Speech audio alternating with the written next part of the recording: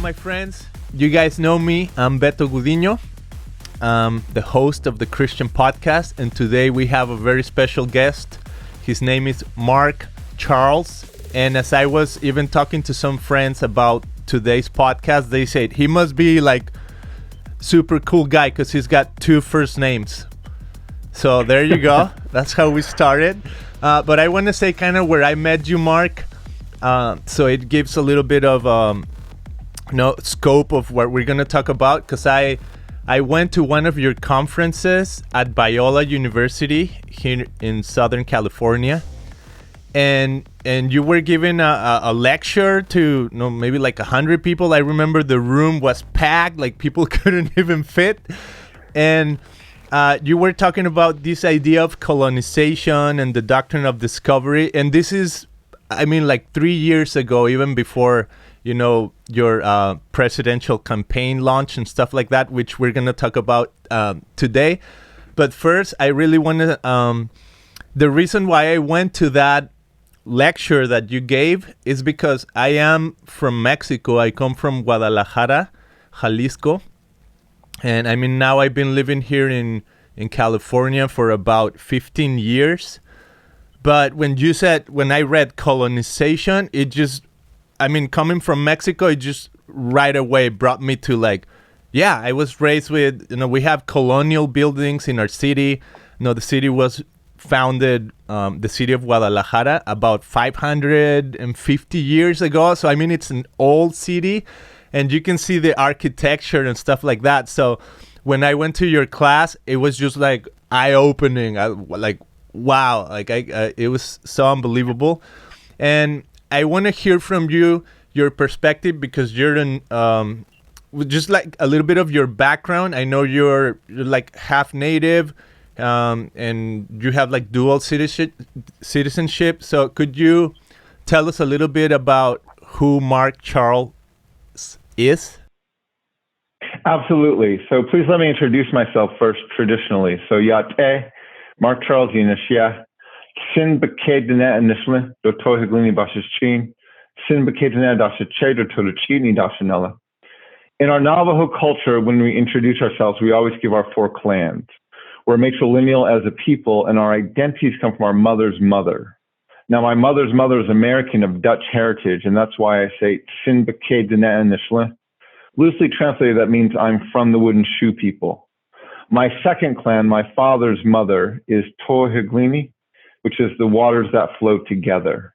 My third clan, my mother's father, is also Tsinbake-Dene. And then my fourth clan, my father's Totochitni, and that's the Bitterwater clan. It's one of the original clans of our Navajo people. I also just want to acknowledge that I'm speaking to you today from Washington, D.C., and the lands where I live here in the District of Columbia are the traditional lands of the Piscataway. So it's the Piscataway Nation that lived here, they hunted here, they farmed here, they fished here. Their lands were here long before Columbus got lost at sea. And they were the nation that was removed from these lands so the District of Columbia, the state of Maryland, and the state of Virginia could be built up. And so I want to honor the Piscataway as being the host people of these lands.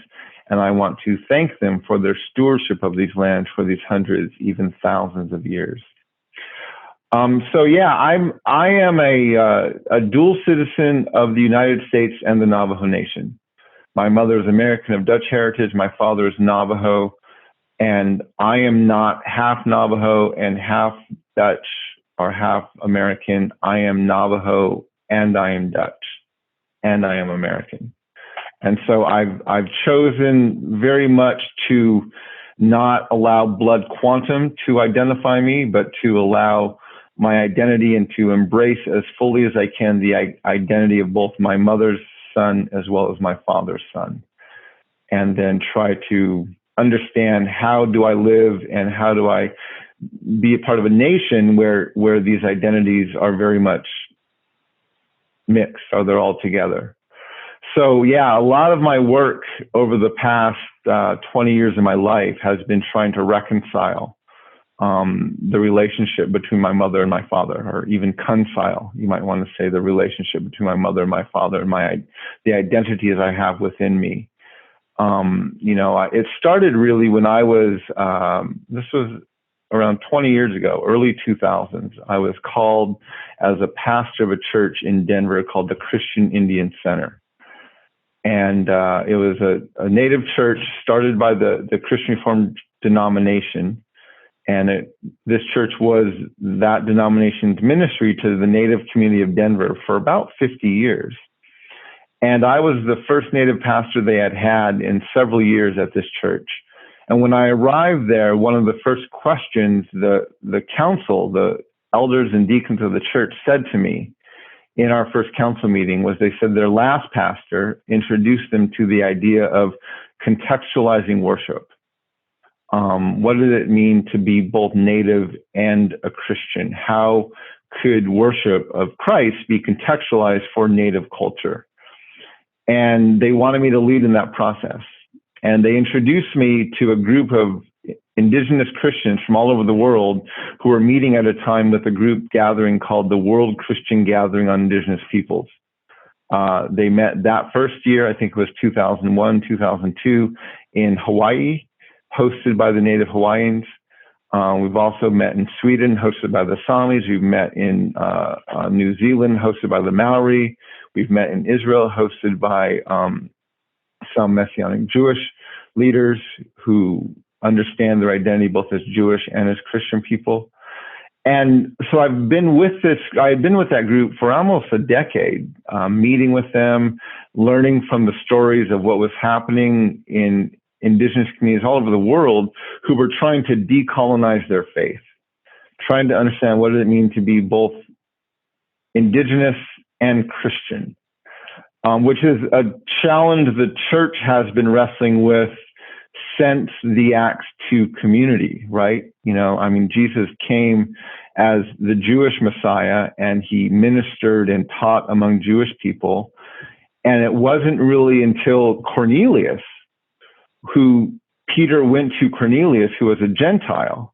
This is even after the Acts 2 community, which the Acts 2 community was mostly Jewish people. It was Jewish people, Jews from all over the world, but people assimilated culturally to the Jewish culture and the Jewish religion. And yet in I think it's Acts 9 or 10, we have Cornelius, who is a Gentile, and the Spirit speaks to Cornelius to call Peter, and the Spirit speaks to Peter to go to Cornelius. And Peter shows up at Cornelius' house and says, I'm not even supposed to be here. I'm a Jew. You're a Gentile. I should not be around you, but the Spirit sent me here. And Cornelius hears the message that Peter brings, and then the Spirit of God falls on Cornelius and his family. And this kind of freaks Peter out. He's not prepared for that, right? Even after spending 3 years with Jesus, Jesus didn't minister to Gentiles. He ministered primarily to Jews. Yeah, he went even to the outer edges of the Jewish community with talking to Samaritans, but his primary focus was he was ministering to Jews. And so Peter was like, when he saw this, he's like, he and the people he were with, they were amazed. It really never occurred to them that the Spirit of God might fall on Gentiles. And if you look at the story of Acts, honestly, this is where the church falls into disarray, right? The Acts 2 community, which was Jewish, had this great harmony. And once Cornelius and Gentiles start coming in, and then Paul is actually called as a minister to the Gentiles, this is where you have division between the disciples. You have people splitting up and going different ways. You have people getting upset. Do we circumcise them? What do we do with them? What can they eat? What can't? I mean, this is where all the division starts. And then Acts ends not with this great harmonious vision of the completion of the Acts 2 community, but it literally ends with Paul by himself living in an apartment talking about Jesus and supposedly writing some letters. And so this question of how do Gentiles fit into the church is has been a very divisive question throughout the entire history of the church. And when the church, which my book, I wrote a book called Unsettling Truth, the Ongoing Dehumanizing Legacy of the Doctrine of Discovery, which talks about the heresy of Christendom and the creation of Christian empire, which eventually is what leads into colonialism and white supremacy that we have coming out of the church today. So what happens is the way European Christians fit themselves into that gospel story is they basically told themselves that Jesus was white, right? These are all the pictures we have now in our Bible. Jesus was a white guy. And that's the way Western European Christianity reconciled that tension, is they just made Jesus white, which he wasn't. And so, and again, then they isolated indigenous peoples and black and brown peoples all over the nation, all over the world through their colonization. And so that even what Western European Christianity did, it didn't bring that sort of harmony or reconciliation into the church that the Spirit of God was envisioning. And so the question of how do we do this, there's really no manual, right? Even if you look at Jesus, he interacted with 3 Gentiles. He interacted with a centurion who was a Gentile, and he actually spoke kind of passive aggressively to him. He's like, even this Gentile has great faith, right? It's kind of passive aggressive. When he goes across the lake to heal the demoniac, who's also a Gentile, the demoniac begs Jesus to follow him. He's like, let me follow you. And Jesus said, no, I'm not going to let you follow me. When he heals the Greek widow's daughter who's possessed by a demon, right? She comes to him, and Jesus says to his disciples in the book of Matthew, this is Matthew 15, he says, I came to call the lost sheep of Israel, which would explain why he even went to Samaritans. But he's like, I didn't come for the Gentiles. But the woman kept pressing. And so Jesus said, why should I feed to the dogs what was meant for the children? Right? Which was a common Jewish understanding of the Gentiles. And the woman responds and says, even the dogs eat the crumbs at the table. And Jesus says, because of your answer, I'll heal you. Basically affirming, you're right. You got it. You understand it. And so even Jesus, so this is why I think Peter, when he saw the Holy Spirit fall on Cornelius and his family, he's like, I haven't been prepared for this at all. Like, I don't know what this means. Even Jesus didn't model that this was going to happen for Gentiles. And again, this is where the whole church now falls into disarray. And so the question that this group was asking of what does it mean to be indigenous and be Christian? What does it mean to be Gentiles? So if the Gentiles were dogs to the Jews and we are savages to white people, right? The two groups that have held the most control over the church for the past 2,000 years. This is a very important question for us as like, what's our role in the church? And what, clearly the Spirit who came upon Cornelius, even as striking in Acts 2, yes, the Acts 2 community was Jewish, but even the people were kind of amazed and they're like, why are we hearing the gospel in our native tongue? Like, why is this not being spoken to us in Hebrew, which is the language we had to learn to become Jews in the first place? Why is this going back to our native tongue? I think that was a hint of what the Spirit wanted to do, which is to open this church up even to people who weren't converted to Judaism. And that's what we see happened but so anyway, so that question is of vital importance. to Indigenous peoples. And it's where it really kind of brought me into the conversation of what does it mean to be a Christian and yet understand that I'm Indigenous, not only am I a Gentile to the Jewish community, but I'm a savage to the white community. And yet, how do I still lay claim to the Spirit of God and to the relationship that Christ came to reconcile between the Creator and His creation? Wow. Yeah, because from your point of view, considering your heritage as a native, do you think at some point natives were far off better without colonization and Christianity? And now, I mean, because now you got to reconcile yourself, right? You're a Christian, but you also have a heritage. I mean, how do we reconcile? How does that impact your view of even like Latin America? You know, like where I come from. How does that influence? I mean, I grew up like knowing about where I come from. There's these pyramids that are round, and I think for what I've learned is the only pyramids that are round in like the whole continent. They're small, you know, they're not as big as like the Aztec or Mayan pyramids, but they just found them like maybe like 30 or 40 years ago, and they're close to my city, and it's just amazing when you see them from above. It's just like round circles spreading out with little niches of roundness.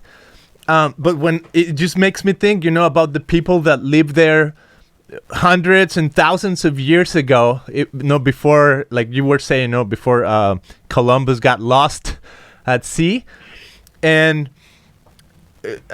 I mean, do we have to acknowledge, and I'm just trying to learn my own history, right? Coming from Mexico, I love the way that you said, you know, you recognize when you introduce yourself, your lineage, in a sense, you know, where your mom's heritage and your dad's heritage.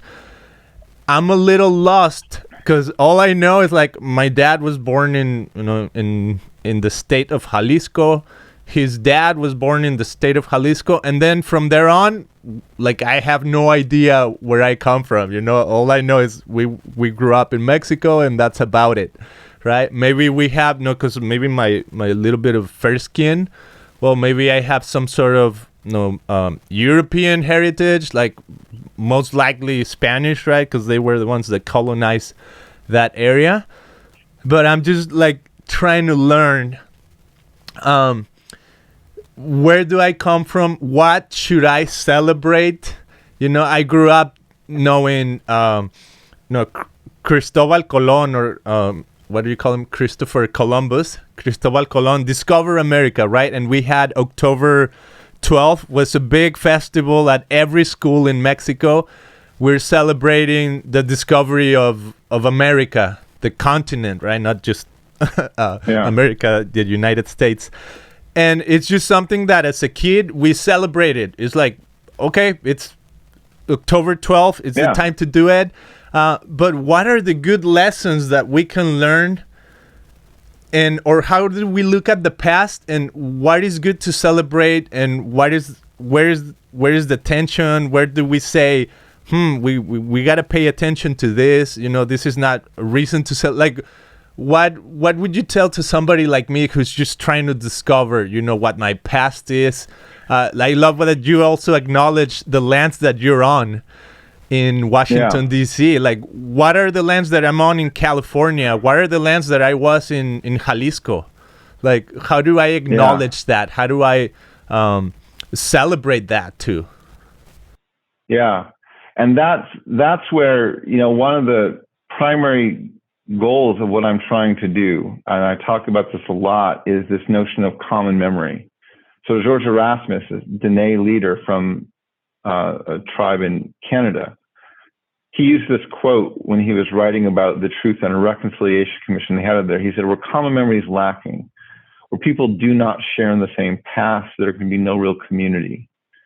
If you want to build community, he said you have to start by creating common memory. I love that quote.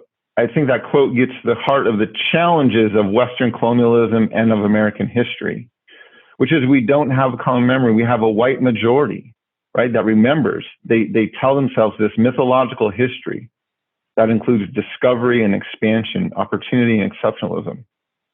And we have our communities of color, natives, African people, Spanish and Latino, Latinx people, who have this lived history of stolen lands and broken treaties, of slavery and Jim Crow laws, of harsh immigration policies, of boarding schools and of massacres, of mass incarceration and families being ripped apart at the borders, and of all these things. And there's no common memory.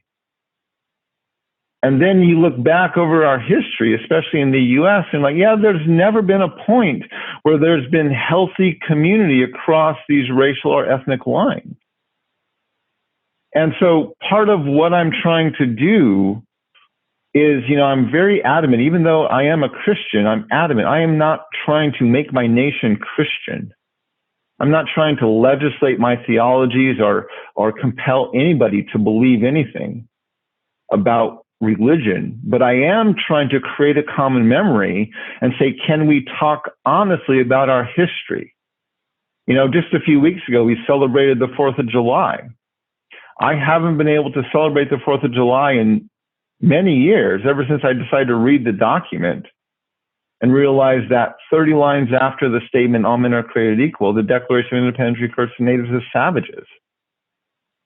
So the reason the founding fathers used the inclusive term all men are created equal, the reason they said that is because their definition of who was human was actually very narrow and small. Natives were not considered humans. And so therefore, the Declaration of Independence was not meant to include me as a native man. So therefore, I can't celebrate that holiday. One of the greatest presidents of American history is Abraham Lincoln. His mythology is that he freed the slaves and he saved our nation from division. Well, when you read his writings, he was a blatant white supremacist. And actually, we've never abolished slavery. The 13th Amendment doesn't make slavery illegal. It redefines and codifies it under the jurisdiction of the criminal justice system. And between 1862 and 1865, Abraham Lincoln literally ethnically cleansed the states of Minnesota, Colorado, and the territory of New Mexico to make way for the Transcontinental Railway, making him one of the most genocidal presidents in our nation's history. So I can't celebrate Abraham Lincoln. It's like asking a Holocaust survivor to celebrate Adolf Hitler. You can't do it. And so this is the challenge, is our nation doesn't have a common memory. We don't teach our history. We teach a mythology. And it ignores huge injustices, huge marginalizations and discrepancies and all these other things. And it just teaches this one very simplistic mythological history that in many instances is not even remotely accurate.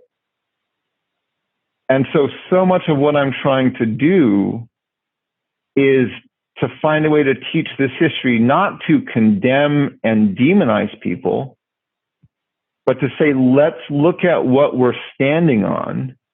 Let's look at where we've been so we can find a way to get to a better future.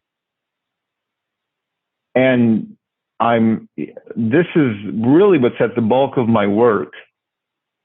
And it's what's at the heart of my campaign,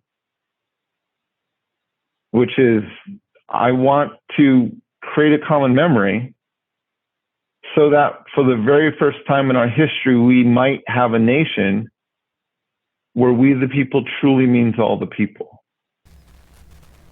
I love it.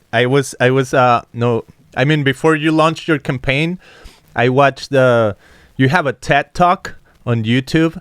Mm-hmm. And it's really good. I think you laid out super well right there for people that want to go and watch it and learn a little bit about that Doctrine of Discovery. Go watch the TED Talk. Just search for Mark Charles on YouTube, and you can find it. And you talk about that idea of common memory. And one thing I'm just trying to figure out how do you reconcile these ideas of nation when, for example, when I take my kids to school, I have 3 kids. They were born here in the U.S. And I take them, well, before COVID, right? I was taking them to school. And then they do this thing called the Pledge of Allegiance, I think it's called, where they say, I pledge allegiance to the flag of the United States, right? And then it says, one nation under God. But, I mean, you're saying that there's a Navajo Nation within this nation that's already here, right? How does that work? I mean, if you're a native, are there several nations here in the U.S. that they call them native nations? How does that work? Can you just shed some light on that?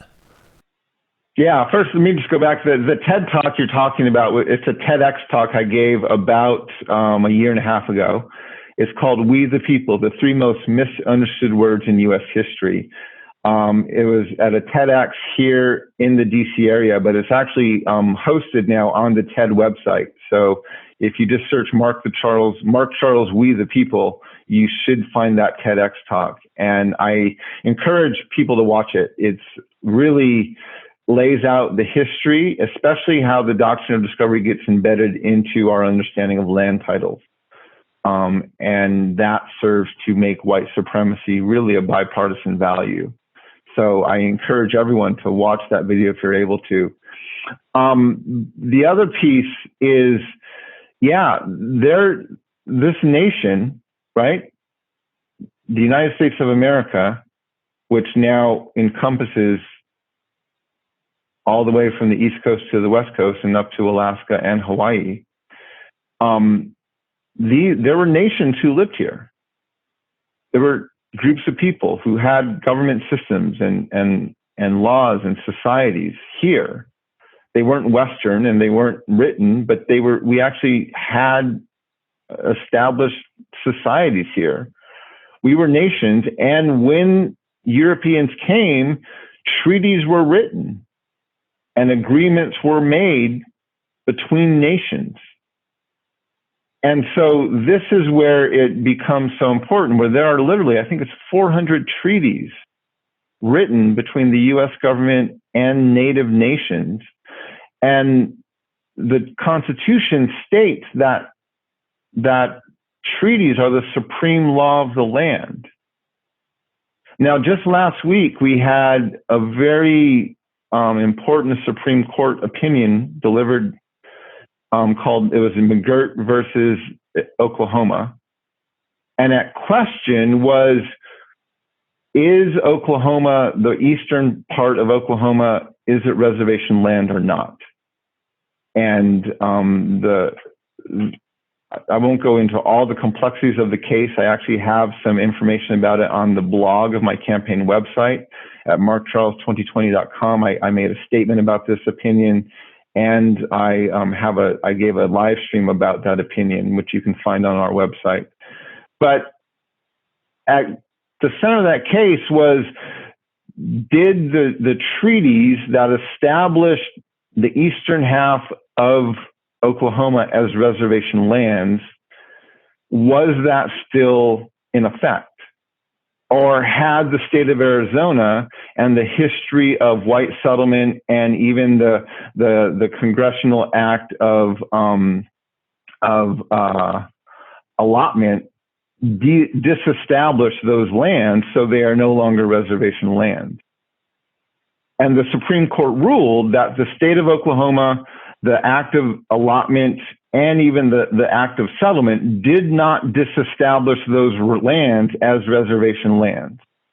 And so they actually ruled in favor of the Creek Nation and in favor of McGirt, who was arguing that these were reservation lands.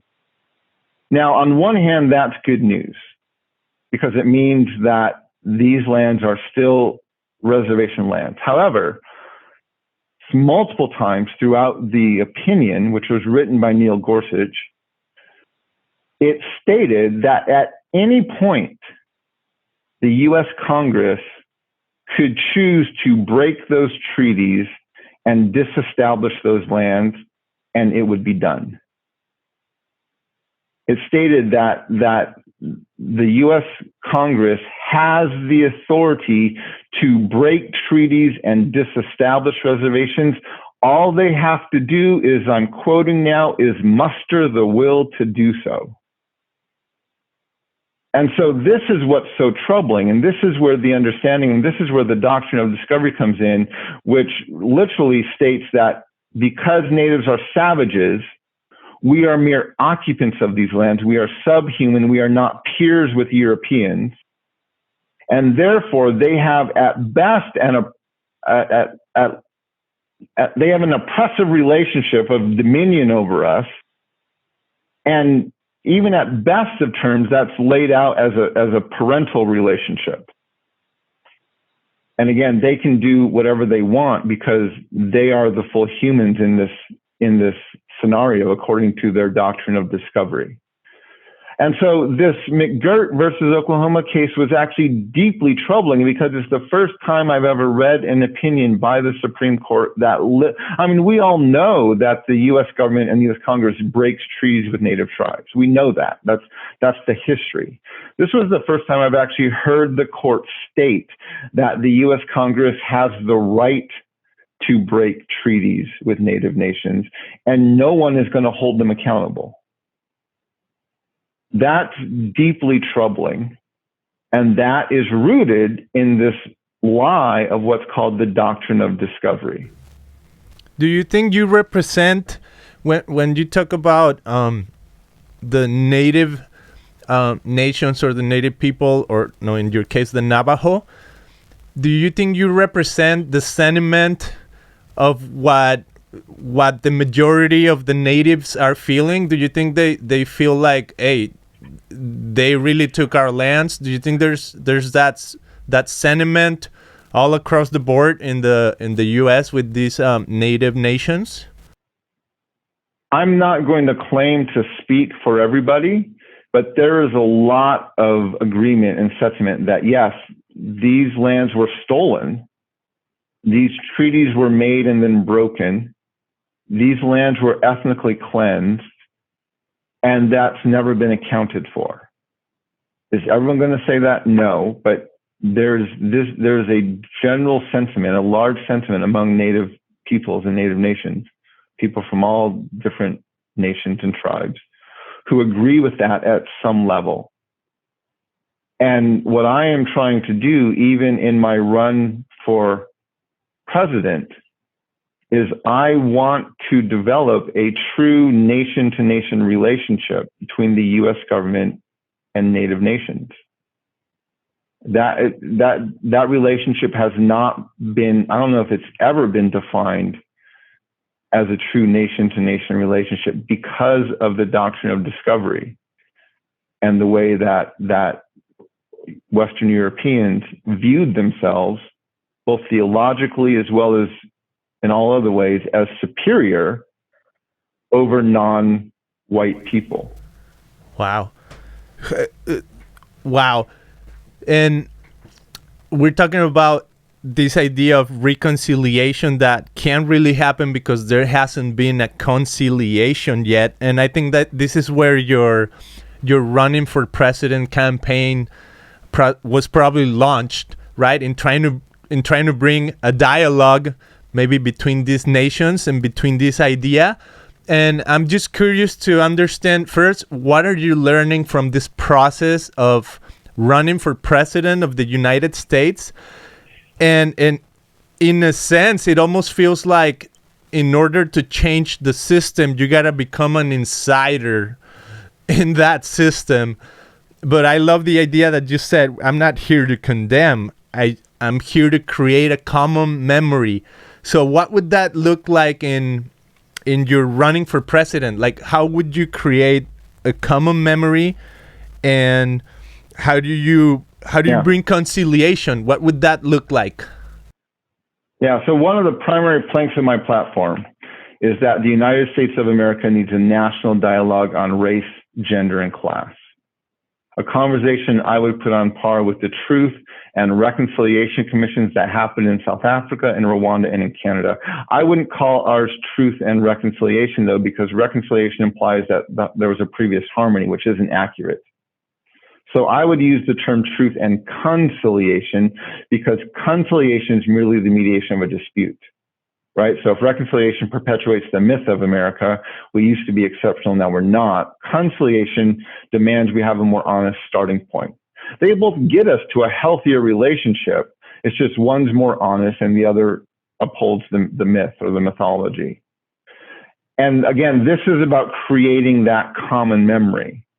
This is about helping our nation to be more just. This is about, so, you know, in his last State of the Union, President Obama, who experienced great divisiveness against his presidency by our nation, which is not surprising. I mean, we have a constitutional precedent that the office of the president was created solely for this position of the white landowning male. And the fact that there was a black man serving as the president of the United States was appalling to many Americans. And so there was a lot of divisiveness about his presidency. And in his final State of the Union, he was acknowledging that and calling our nation to a new politics. And in his speech, he actually quoted the Constitution. He said, "We the people." Our Constitution begins with these three simple words that we've come to recognize mean all the people. Now that sounds beautiful. And he got a lot of applause for that line, but I've studied our history. I've read the Doctrine of Discovery. I've read our Constitution. I am positive when the Founding Fathers wrote "We the people," they had no intention of that ever including all the people. I am confident Abraham Lincoln did not, nor did he intend for "we the people" to mean all the people. I know beyond a shadow of a doubt, as good as the civil rights movement was, it did not get us to "we the people" meaning all the people. And President Trump demonstrates daily that he does not believe "we the people" means all the people. And so while that sentiment sounds beautiful, it's not accurate. And so my campaign for president is I'm calling the question. I'm asking our nation, do we want to be a place where "we the people" means all the people? If we do, we have to work on our foundations. We have to deal with our history. We have to deal with our past. We have to change what we're built on. And this is the challenge of my campaign. This is what where I'm trying to get us. And so I just laid out a few weeks ago my first 100-day plan, my plan for my first 100 days in office. And I literally want to remove the racism, the sexism, and the white supremacy from our foundations. On my blog, on our campaign website at markcharles2020.com, I have an edited draft of the Constitution. It doesn't change balance of powers. It doesn't change checks and balances. It doesn't change these different institutions we've set up. It does remove the racist, the sexist, and the white supremacist language. If you read the Constitution, you will find that there are 51 gender-specific male pronouns, 51 he, him, and his. Now, many people say, well, that's the Old English. It can apply to both genders. Well, maybe in some academic, sanitized world. But if we want to tell ourselves that the people who wrote and used Old English were not racist and sexist people, we're kidding ourselves, right? Yes, he may have been able to apply to women, but women did not have the right to vote, and no one expected them to have the right to vote. And so we can't just say, well, it could have applied to both people. Well, it might have been able to, but the people who used that language and wrote those documents were absolutely incredibly sexist. So let's not pretend that they were something they were not. And the same thing with racism. And so my proposal is we need to remove this language. I'm wearing my hair, my CA, my Navajo bun. It's tied in red yarn. One of the reasons it's tied in red yarn is because I wear that to remind myself every morning when I tie my bun, and I pray to remember missing and murdered Indigenous women and girls. There's a crisis throughout Indian country where there are hundreds, thousands of Indigenous women and girls who've been reported missing, reported as murdered by their friends and family to law enforcement. And not only have many of these cases not been closed, in many instances they've never been opened. There's literally hundreds, thousands of these women being reported annually, and nothing happens. Oftentimes their families are left to search for them themselves. When I was at the Frank Lemare Native American Presidential Forum, they asked the candidates, they asked Bernie Sanders, they asked Elizabeth Warren, they asked Julian Castro, they asked Marianne Williamson, they asked Kamala Harris what they would do about this crisis. And many of them proposed that they would write a new law or create a new policy to protect this very vulnerable demographic. My argument is, when your Declaration of Independence calls natives savages and your Constitution never mentions women, you probably shouldn't be surprised that your Indigenous women go missing or get murdered and society doesn't care. A new law isn't going to fix this problem. The problem with this is the basis for our laws, our foundations, our Constitution, our Declaration of Independence. We want to fix the problem of missing and murdered Indigenous women and girls. We have to change our foundations. And so these are the conversations I'm trying to bring out in this campaign. Right now, after the lynching of George Floyd in Minneapolis by the police department there, that grisly murder that we all saw, there's a debate going on about policing and how should our police conduct themselves? How should we even fund our police, or should we defund them and have a new way of policing put in place? There's debates over what kind of chokeholds should be allowed, or President Biden suggesting we shoot people in the kneecaps instead of in the chest. All of these conversations, which are probably not bad conversations to have.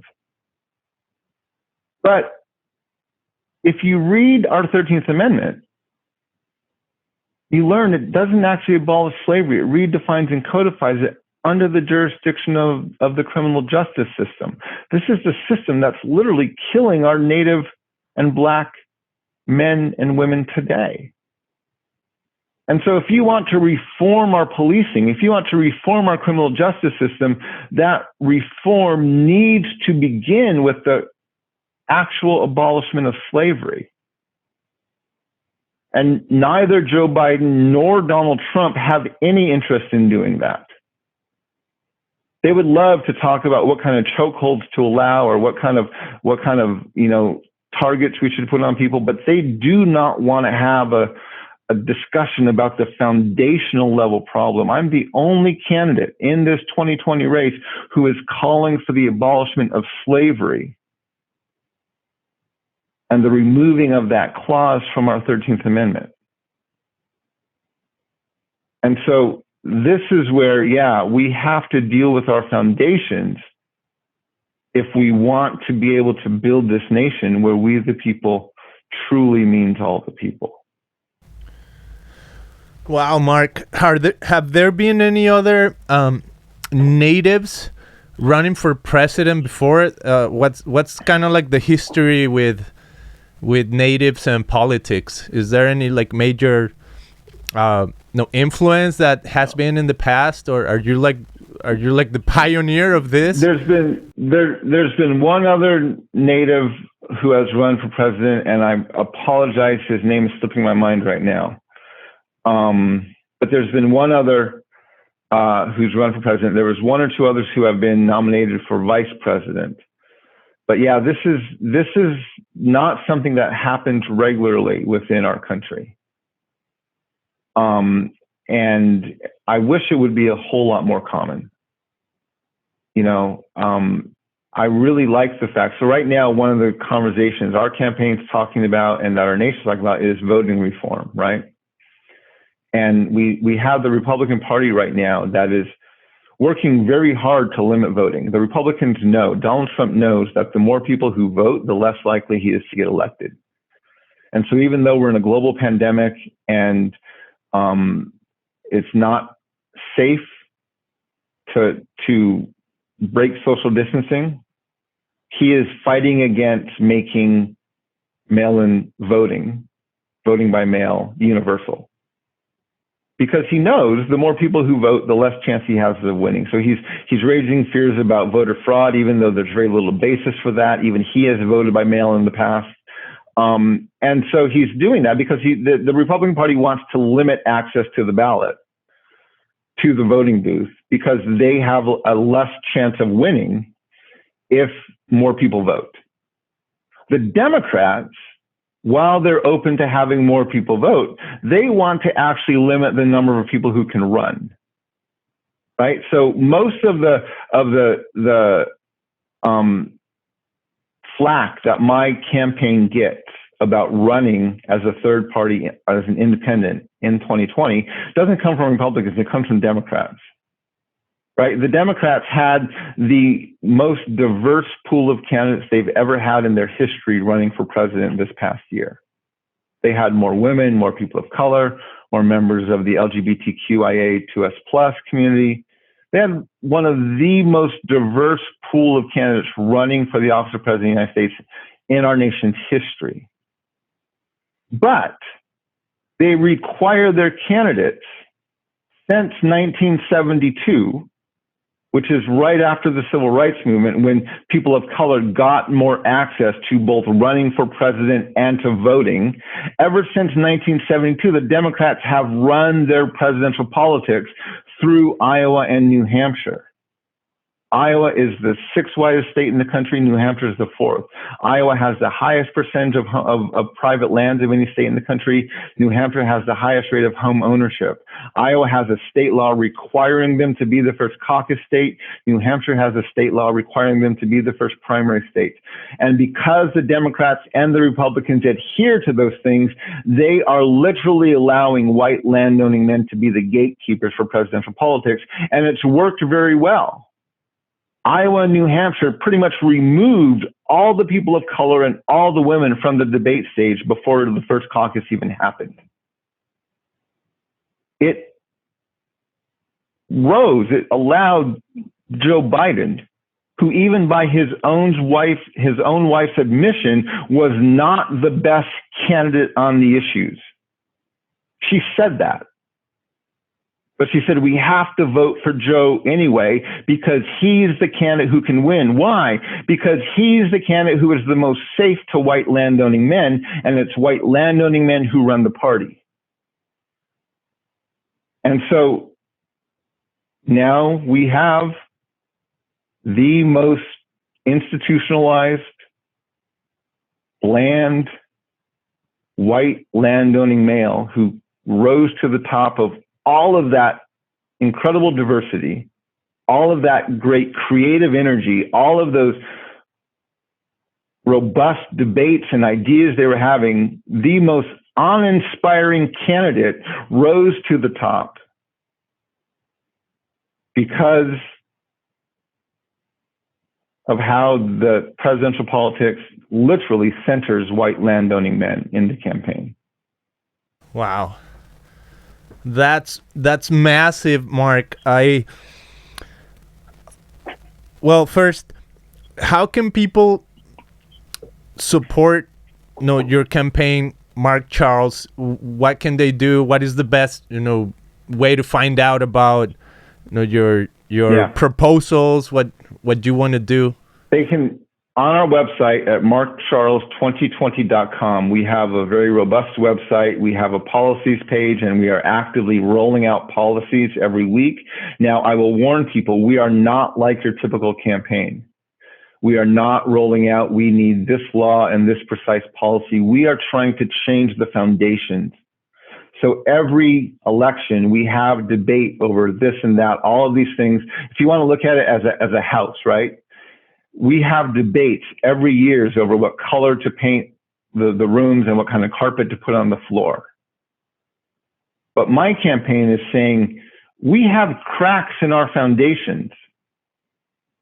And so you can debate what color to paint your walls, what kind of caulking to put in your windows, what kind of carpet to put on your floor. But until you fix the foundations, you're not going to fix the house. And so we have been trained to debate things about what the color to paint the walls and the carpet to put on the floor. And we've been trained to avoid dealing with the foundational level problems. And my campaign is saying, if we want to fix the house we're living in, we have to start by focusing on the foundation. And so the policies that we're wrestling with we are trying to change the paradigm of how we talk about politics. I have a live stream out there about abortion, and I'm trying to change the paradigm of how we talk about abortion and take it out of this binary screaming match that doesn't even talk about the value of life. And instead, it's a debate over who has agency over the woman's body, a white landowning male politician or the woman herself. That's the debate we have. That's what we have people screaming at each other on. So I have a live stream out where I'm trying to reframe that whole discussion and proposals of what we need to do to our foundations so we can actually have a discussion, even a political discussion, on the value of life. Right now, we don't have the tools. If you read our Constitution, there's nothing in our Constitution that says we as a nation have a collective value for life at any level. Human life, life of the unborn, life of the woman, or even the environment around us. The assumption is that our values are for exploitation and profit. The way our capitalism works is that the people at the top oppress the labor and the people at the bottom so they can maximize their profits. So we have to change those things. We don't have the tools right now to have a robust debate on the value of life at any level. And so I'm trying to reframe those things. Again, same thing with police reform. Yes, we have to talk about reforming the police, but that discussion has to start with abolishing slavery, not with defining what chokeholds are legal. And so I'm trying to help people understand that when they come and look at what we're advocating for as policies, it's not the detailed plans and bills that most politicians put out.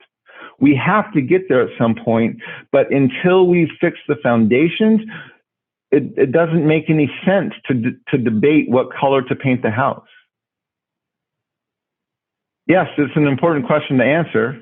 Yes, we have to figure out how we're going to do air conditioning, how we're going to do heating, how we're going to do storage, how we're going to break up the bedroom. We have to discuss those things, but until we deal with the foundations, which we haven't worked on our foundations, not at this level, and in a long time. And so our campaign is trying to reframe that. And so when you go to our policy page, you will see that we are engaging a different sort of dialogue. On our YouTube channel, we have dozens of YouTube live streams up there where I'm talking about different issues. And again, trying to bring the discussion down to the foundational level, trying to change the paradigm that we're having these discussions in. We have a lot of material up there. I encourage people to listen, to watch, and to engage with us in these conversations. For people who don't know about my campaign, I encourage them. We actually released a year ago, in May of 2019, when I announced my campaign, we released a 9-minute announcement video. That 9-minute announcement video, even today, with the global pandemic and with all of the debate on white supremacy and institutionalized racism that we're having today, that campaign video hits those messages directly. And I get emails daily, messages daily on social media from people who are saying, I just found your video and I'm choked up about it. It's so appropriate. And you're addressing the issues that we need to talk about as a nation. It is, to this day, one of our best campaign tools because it's honest, it's unifying, it it's full of vision, and it's laying out, yes, we have a challenging road ahead, but we can actually get there. We can actually make these changes that we so desperately need to make. And so I encourage people to go online, go to markcharles2020.com, click on the announcement video, and you can watch that video and you can share it. We're encouraging people to donate to our campaign. We are, because we're not in the Democrat or Republican parties, our fundraising is nowhere near what their levels are. We are the highest fundraising independent in the race. At least we were. I'm not sure what Brock and Kanye have done in the last few weeks since they started running, but we've been in the race for almost 14 months now, and we've raised over $100,000. And our campaign's growing. Our social media platform's growing. People following us are growing. There's more discussion about us. It looks like people will be able to vote for us in 41 states. We expect to be a write-in candidate in 38 states and to be on the ballot in 3 to 5 states. And so we are expecting that in 41 states, people should be able to vote for us, for me, for president. There's about 10 states where we probably won't be able to vote for us because of some of the more restrictive ballot access and due to the pandemic and not being able to collect signatures remotely. We're not going to be on the ballot in about 10 states, but in 40 other states and the District of Columbia, we expect people will be able to vote for us, which is great news. And it means we still have access to more than 450 votes in the Electoral College, which is more than we need to win. So we are very much a viable campaign all the way through to the end. And we are running not as a protest. We are running because I truly believe I'm the best candidate in this race, and that the nation needs the vision like what we're talking about within our campaign. Awesome, man. I love it. Thank you so much, Mark, for giving me an opportunity to talk with you, to learn from you, to talk about these ideas of conciliation and going from we the people to all the people, and learning about your political campaign, running for president of the United States, some of your, maybe the struggles that you have gotten through to get there, the process. I just want to say, for the people that are tuning in, either on audio or video, learn more about Mark Charles. Like you said, go to the website, markcharles2020.com. Find him on YouTube. There's a lot of information right there too. And also, I want to mention that you have the book called Unsettling Truths, right? That is available. Where can people get? It's like just Amazon, or it's go online. To the website. Yeah, they can get it pretty much anywhere. It actually won a Publishers Weekly starred book review, so it's available everywhere. It's getting good reviews, and they can buy it anywhere you buy books. Cool.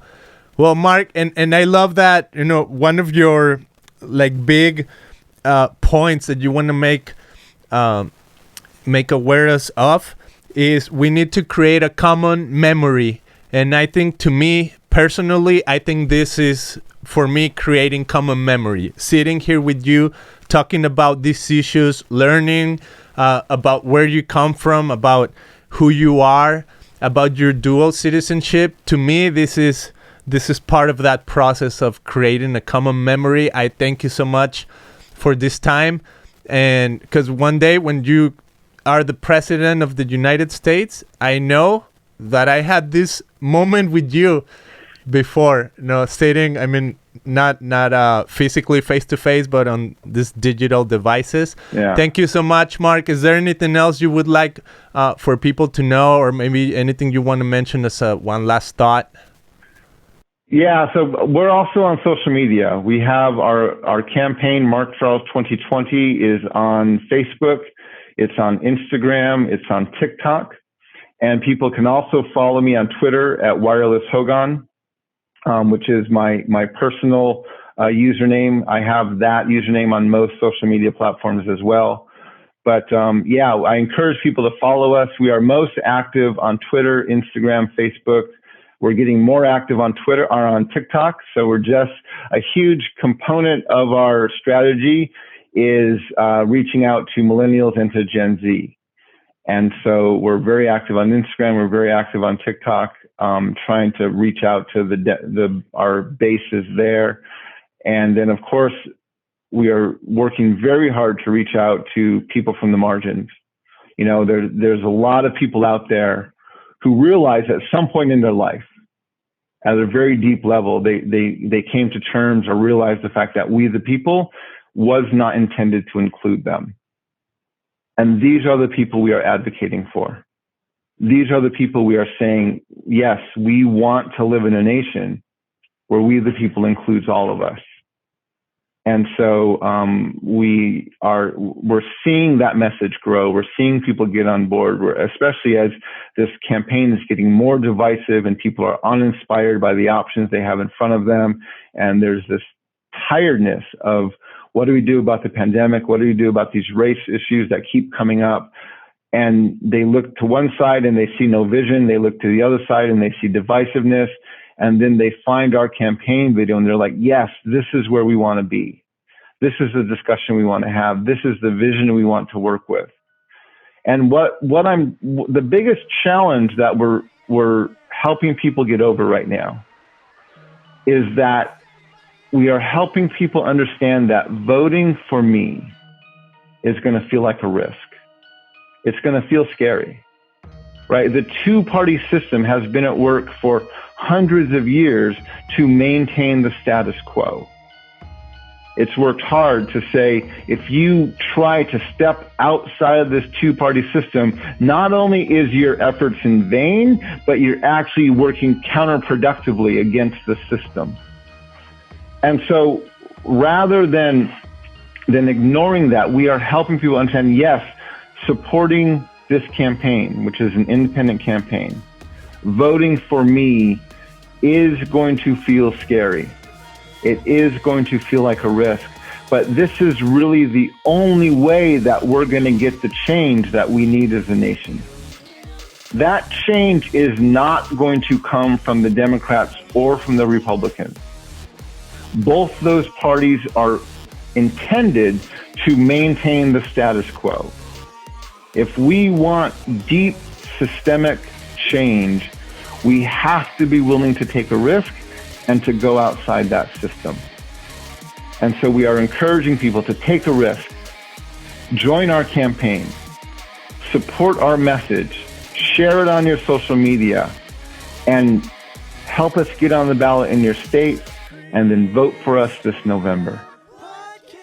It's going to take a lot of work. It's going to take a lot of risk, but we have an incredible opportunity to build a nation where for the very first time, we the people truly means all the people. So good, Mark. Thank you so much for your courage, your activism, and I want to just thank you again for allowing me to be here on this talk. You know, I hope that people that are listening, their minds were expounded, that their minds were opened a little bit more, and that they take some steps towards bringing change. If that's what they're pursuing in their life in this country, well, here is a very viable option. So learn more about Mark Charles. Thank you so much, Mark. Really appreciate your time. I hope the best for you in your future, and hope I can talk to you 2 years from now, 1 year from now, and learn more about how you are doing. Well, thank you very much. It's been great to be on the show with you, and I would love to stay in touch. So let's make sure we do a follow-up at some point, even in the next few months.